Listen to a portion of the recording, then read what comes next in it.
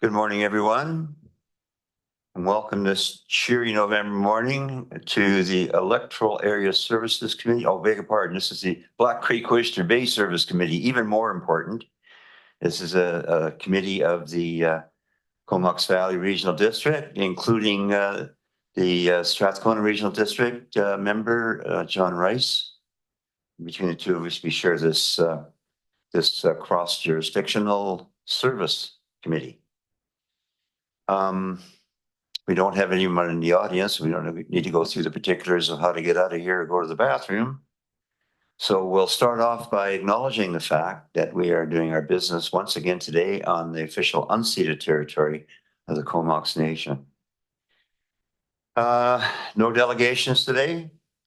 Our first item of business is the resolution status report. If I have it moved, please. Move receipt. Moved. I'll second it. Is there any discussion on the resolution status report? Seeing none, I'll call the question on receipt. Anyone opposed? So that carries. Moving into the crux of the business, Black Creek Oyster Bay Water Local Service Area Development Cost Charge Study Recommendations. There's a report from October 23rd for receipt. Move receipt. And I'll second it. And over to CAO for introductions. Thank you, Mr. Chair, and good morning to the committee members. Kaylee Lemert, engineering analyst. I got your name right, Kaylee, on the last name there. Kaylee will be introducing the staff report and will be available for any questions you might have following. So over to you, Kaylee. Welcome. Thank you. Let's see. I have a brief presentation today on PowerPoint.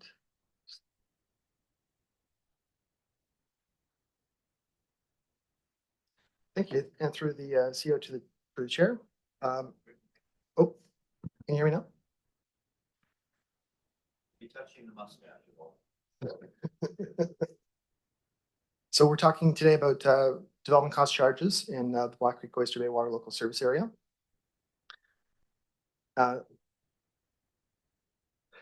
So just a quick reminder on what development cost charges and capital improvement cost charges are. Essentially, these are tools available through us through the Local Government Act to charge developers for the costs related to servicing their developments. Essentially, for DCCs, these costs are charged at building permit or at subdivision. And for CICCs, which is when properties are moved into the water local service area, these costs are charged once the property is brought into the service.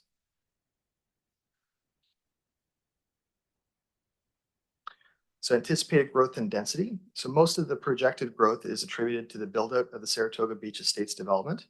However, we are counting on infill development through subdivisions, carriage homes, as well as creation of more tourist accommodation units and campsites. We used a 20-year timeline, which is consistent with the water master plan, but we will be reviewing how development is occurring and adjusting the rates accordingly in minor updates as required.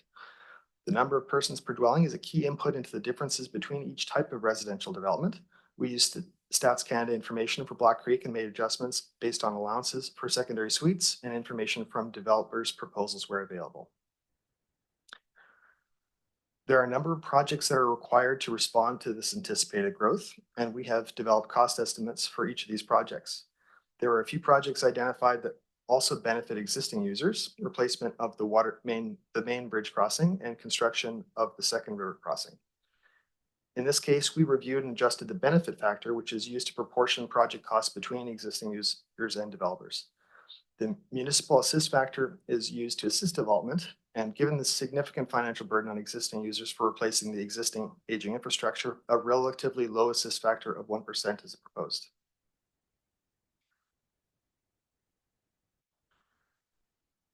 Oops. All of the highlighted project costs are spread out over the anticipated future population. Different rates for each development type were determined using the average number of people per type of development. The definitions for low, medium, and high residential were based on using language consistent with the CVRD zoning bylaw. Low density residential means a single detached dwelling, which may contain one additional dwelling unit in the form of an attached secondary suite. Medium density residential means a multi-residential dwelling, except apartments. duplex dwelling, single detached second dwellings, and detached tourist accommodation dwelling units, i.e. cabins, which direct access to the outside. High-density residential means a building which contains multiple dwelling units accessible via common hallway or corridor and shared entrance facilities, including apartment buildings and attached tourist accommodation units, i.e. hotels. The equivalent factor for campsites was based on the anticipated number of persons per site on a seasonal basis. For commercial, institutional, industrial land uses, equivalent populations per square meter are established based on assumed water use. Commercial and institutional uses were considered to have a similar impact, whereas industrial units are assumed half the impact of those uses. This was based on populations per area consistent with other municipalities urban systems has worked with.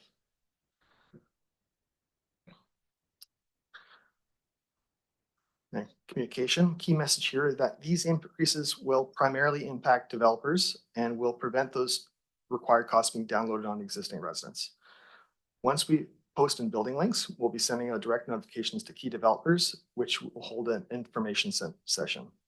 Once we have adopted the bylaws and updated the rates, we'll distribute this information to the general public and our bill stuffers. That's all for me. Happy to answer any questions. Thank you very much. Any questions from the directors? Brewer. Not so much a question, but I don't have a problem with the proposed rates. I think that as this is going to affect the developers, they should be paying the costs. So I'll be voting yes on these charges. Thank you.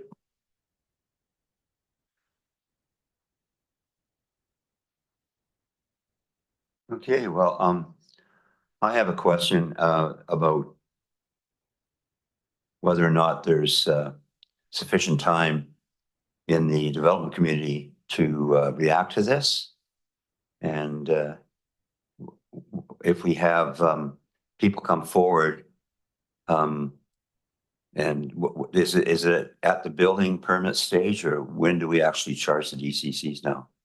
Just at the It hasn't changed, so it'd be the exact same as before. So it would be if they're subdividing, so it'd be at subdivision. But for most of them will be at building permit if they're building large developments. So I'm just wondering if there's a sufficient time, being that we're giving substantial notice for people who've been on the fence to actually move forward. Is that a possibility? Or are we looking to put this through like in 2 months or something? We were anticipating, I think, 3 weeks for the developing community before the holding the information session, and then we would be bringing or depending on the evaluation of that, we'd be bringing forth the 4th reading of the bylaw. That's right after the province, the inspector, the municipalities reviews. Yeah, I'm just thinking in the interest of fairness, because this may be blindsiding some people. So if I can, the sequence would be the presentation of this report here today, 3 readings to the bylaw, if the committee supports the recommendation here, 3 readings to the bylaw. And then Kaylee, you mentioned at least a 3-week time period to engage with the development community. The findings of that would come back then to this committee, or would be supported in our submission of the bylaws to the province, because the province does have to approve DCC bylaw, and then back to the board for adoption. Is that the sequence that we're anticipating? That's right. Back to the board. Because I know when we brought in our regional growth strategy, and it contained the 4 hectare minimum lot size. And we gave some of the people who were already zoned we gave them about a year to comply. So we gave them a year's grace so they could, if they wanted to, because it did impact quite a few people directly. And so some of them actually took advantage of it, and they had a flood of applications at the subdivision office down in Nanaimo. But yeah, I'm just thinking that in interest of fairness, if we can have enough lead time, so if people do want to react on this to get in before the deadline, there'd be sufficient time to allow that to happen. But building permits are, what are we running right now? 90 days, aren't we? We're better than we were, I know. Maybe I can add a comment through the chair. I guess two things.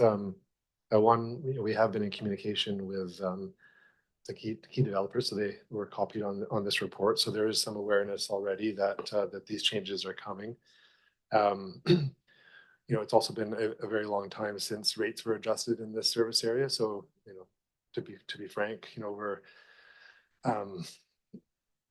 that the lengthy time since the last update does risk transferring some of these costs to existing residents. So we're not really looking to provide a bunch of notice and get drive development to occur prior to these changes, because it does risk exacerbating the lack of revenue coming in to support the growth related projects in the area.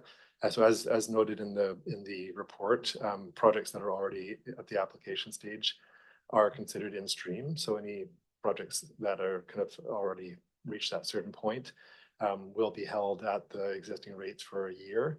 Yeah, but otherwise, we are hoping to get this rate change in place as early as possible, so that the service can start collecting adequately for the significant projects that are on the horizon. So are you saying then only applications previous to this date today? So what was the cutoff for the in-stream? Well, there are no in-stream protections for building permits, but there are for subdivisions. It's 1 year, I think. From so any I guess any subdivision applications that were kind of in the works as of the date of approval of the bylaw are provided a 1 year grace period from the time of the bylaw passing, so fourth reading. Give me a second.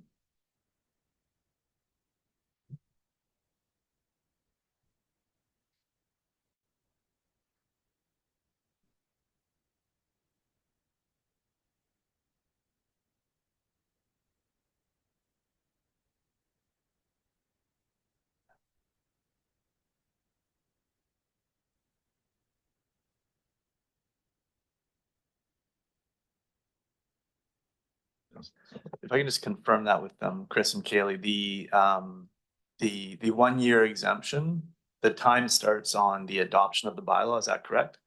And it is for those applications that have a complete, excuse me, a complete application into the Ministry of Transportation for subdivision. Not just subdivision, but also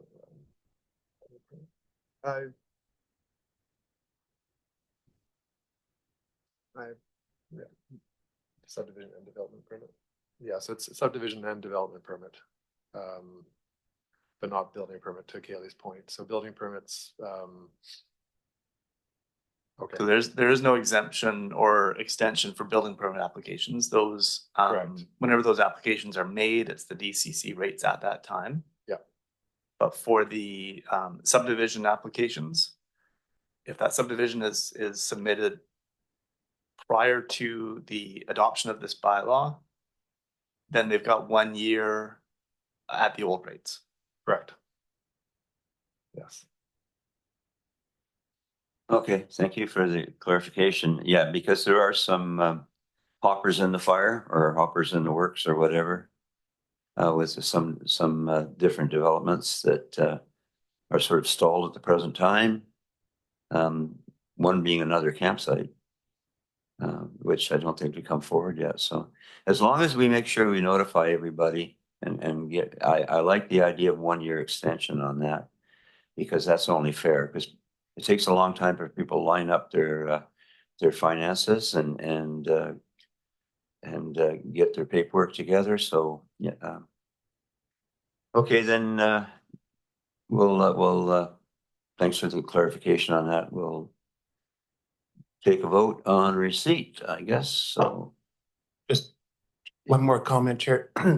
I do want to thank staff for all the comments that they've made, and just for my own clarity, today we're going to go ahead and approve this, but by the time we get approval from the province, that probably puts it to the end of February of next year. Am I correct on that kind of timeline? Yeah, I believe, Kaylee, do you want to answer the timing of when we expect, if it's approved today, when we expect the bylaw would actually be in front of the board for adoption? Yeah, I agree. I think it's February is probably about right. Oh, February, yeah. Okay. And then once the approval comes from the province, again, any existing still have the 1 year exemption? For the subdivision applications. Yep. That time starts on adoption of the bylaw. Okay, So The other ones. thank you. Okay, we'll call the vote on receipt. Anyone opposed to receipt? That carries, and that brings us to the recommendation. I'd like to move the recommendation that bylaw number 841 being the Black Creek Oyster Bay Water Local Service Area Development Cost Charges bylaw number 841 2024 be given first, second, and third readings concurrently. And Bylaw, yes. Okay. And that further the bylaw number 853 being the Black Creek Oyster Bay Water Local Service Area Capital Improvement Cost Charges bylaw number 2462, amendment number 4 be given first, second, and third reads concurrently. And finally, that staff be directed to consult with the development community regarding the proposed update development cost charges and capital improvement cost charge bylaws prior to the fourth reading of the development cost charge bylaw. And I'll second that. Any further discussion on the recommendation? Seeing none, I'll call the question. All those in favor? And that carries. Thanks, gentlemen. Now, we have well number 6, project update and budget amendment, a report from October 25th regarding the budget amendment to the 2024-2028 financial plan for service 313. Move receipt. Second. great, thank you, Mr. Chair. And Zoe Berkey, our senior engineering analyst, will be introducing the staff report and will be able to support any questions that you might have. Good morning, through the CAO and the chair to the committee. The intent of this report is to request a budget amendment and provide an update on the progress of the well number 6 project. So construction of well number 6 began in July, and to date, all of the water mains and the conduits from the new well site to the water treatment plant have been installed. Unfortunately, there has been a significant delay in completion of construction due to supply chain issue where we've been waiting for 2 pipe spools to complete construction for about 3 months. In great news, we received them on site on Friday, so we are starting construction again this week.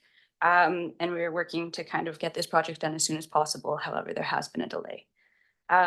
In addition to the supply chain issues for construction, we have been working with GW Solutions on securing the 2 necessary approvals for use and operation of well number 6. The one being a water license amendment with the ministry, and the other is a source water approval from Island Health. So based on the water quality of the nearby wells, staff and GW Solutions believe that well number 6 meets the criteria for filtration exemption in line with our other wells with the current treatment processes in place.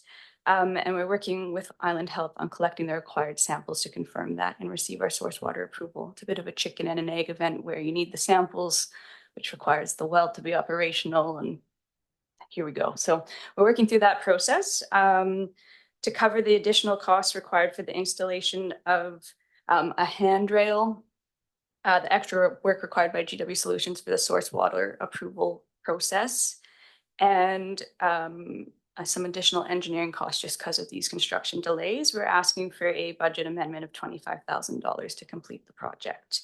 And in an effort to minimize these costs, we will be completing all of the site inspections in-house with our engineering analyst staff and just have our engineer of record on site for the critical milestone inspections to try and limit these costs as much as we can as this project kind of drags on, but we're hoping completion is soon. Happy to answer any questions you may have. Well, I have a question to start. Why would Island Health deem well number 6 as a groundwater at risk? Yeah, so they have a kind of like a checklist that you have to go through, and our well number 5 is also a GARP, is what we call the acronym, viruses only. So they both kind of have the same designation. It's just kind of the process that we have to go through to prove that, you know, we have to take some bacteriological samples to prove that we're low on total coliforms and E. coli. It's just kind of that, a bit of the chicken and the egg, as I mentioned, of sampling to prove that we're the GARP based on the checklist that is required to be completed. It's not out of line with our other wells. It's just kind of a process that we must complete. So you're fairly confident it'll pass the test. Yeah, we just need It used to be a dairy farm, but it isn't anymore. Thank you. Director? No questions? That was easy peasy. Thank you very much for that explanation. Brings us back to receipt. And I call the question on receipt. Anyone opposed? Receipt carries. And the recommendation? Like to move the recommendation that the 2024-2028 financial plan for service 313 Black Creek Oyster Bay Water be amended by increasing the 2024 capital budget for project number 1037, new water supply, by $25,000 for the water infrastructure expenditures to be funded from a transfer of capital works recovery 860. Perfect. I'll second that. Any further discussion on it? Seeing none, call the question. Anyone opposed? And that carries. Thank you very much. And I see no new business, no addendum, never any media questions. No adjourn to a closed meeting, so termination is in order. Move termination. I'll second that. And thank you all very much. And we'll see you next month or the month after, not sure. And thank you to Director Rice for driving all that way on 19A. And we'll see you later. Bye. Thanks, Chair.